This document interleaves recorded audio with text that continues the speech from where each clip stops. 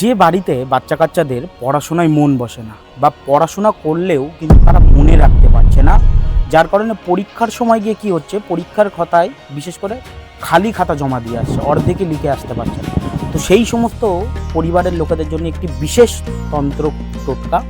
এই টোটকা করলে কিন্তু এটা শাস্ত্রীয় ব্যাখ্যিত টোটকা। এই টোটকা করলে আপনার সন্তানের পড়াশোনায় মনোযোগ বসবে, প্লাস আপনার সন্তানের পড়াশোনার দিকে উন্নতি হবে। কি করবেন? যে কোনো বুধবার দিন একটি সবুজ কালির পেন কিনবেন। একটি সবুজ কালির পেন কিনে আপনার স্ক্রিনের ওপর যে যন্ত্রটি উঠছে, এই যন্ত্রটি একটি সাদা কাগজের ওপরে লিখবেন।